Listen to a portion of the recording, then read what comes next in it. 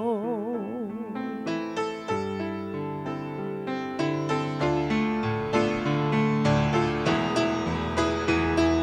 The blind will see, the deaf will hear, the dead will live again.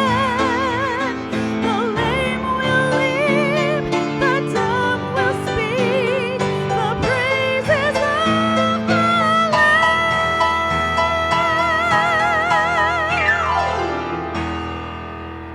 Mary, did you know your baby boy is Lord of all creation?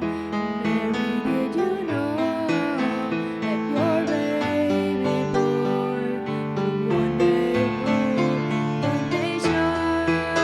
Did you know that your baby boy is heaven's perfect lamb?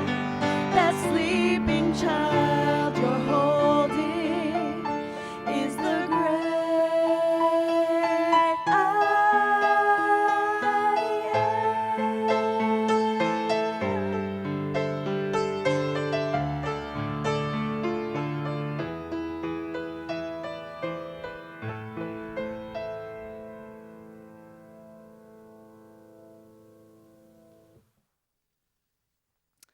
I Advent has become a grounding for me. As a mom preparing for Christmas and all that it involves with four small children, without a significant dose of intention, it quickly unravels into a cacophony of unnecessary to-dos that take away from, rather than add to, the richness of this season. Focusing on Advent brings Jesus back to center for me. I was in week 2 of this tradition when I posted something to that effect on Facebook, and Wendy asked me if I would share an Advent devotion with all of you. We're now in the final week of Advent, and the Advent calendar focuses on love. But since I'm a mom, my time reading during Advent means looking back at the stories of the Jesse tree. So I'm more prepared to share those stories with my children in what has become one of their favorite Christmas traditions. I have several books that I look to, but one has become a favorite. It's called The Greatest Gift by Anne Voskamp, and I'll read several excerpts from that today. But these stories aren't directed at the 4 pillars of Advent, so I wasn't sure what I would share relating to love. I thought I would share the highlights and exclamation points that God shared with me in my early morning hours, sitting next to the tree with my hot coffee, and honestly, my heart aching for him to come back. And then, as obvious things do, it hit me very quickly that all of this is about love. From the story of creation, Voskamp shares when she talks about creation in her Jesse Tree book, Jesus was there in the beginning with God the Father as he spoke out these words again and again. Let there be, let there be, let there be light and land and living beasts. But when he made us, he said, let us make human beings. The authority of God made all of creation, but it was the affection of God that made all his children. You were formed by love, for love, to love. That's why we're here. And God has shown us through every story after that. He loves us so much. He longs to be with us. From his time walking with Adam and Eve in the Garden of Eden to the fall and beyond, when this whole love story focused on bringing us back to his heart. Through the entire Old Testament, and then sending his son in the form of an infant to literally be with us. To the time of Pentecost, when the gift of the Holy Spirit was given to the disciples, Emmanuel, God with us. This is love. And he choreographed it all so we could spend eternity together. J.L.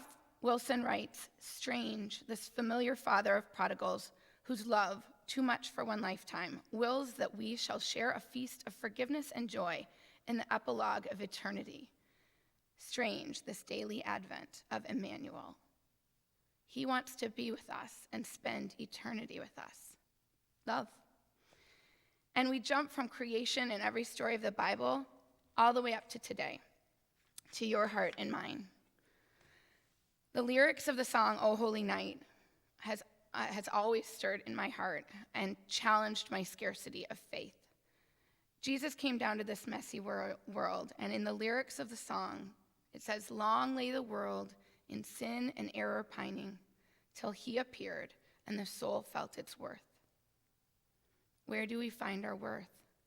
In this world, people look for it everywhere, but it can only be found in the love of God.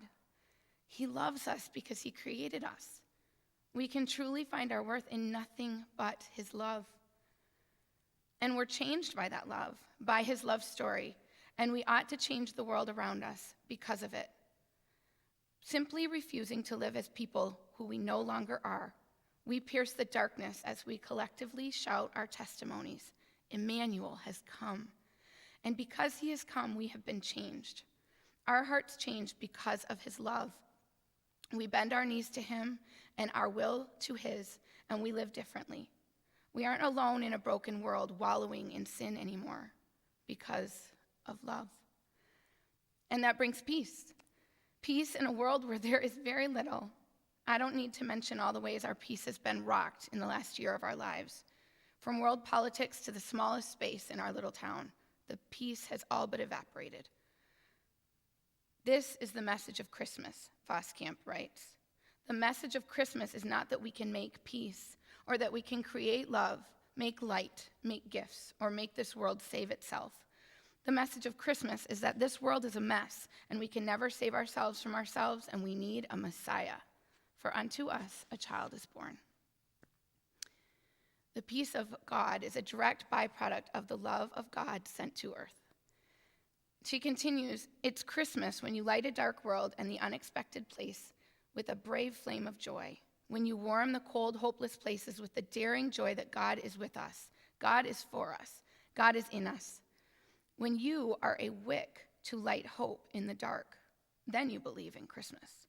When you really believe in Christmas, you believe there's really hope for everyone. When you get Christmas, people get hope from you. They don't lose it.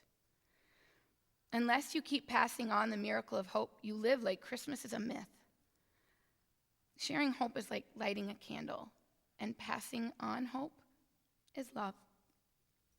In the midst of this absolutely crazy time we are living in, the line of a verse of a song written in 1847 stands out. "A thrill of hope, the weary world rejoices." A thrill of hope in this crazy times. That is what Advent is to me. Advent is waiting, but it is a thrilling hope that we can look to. It isn't a mundane waiting. It is an expectant waiting.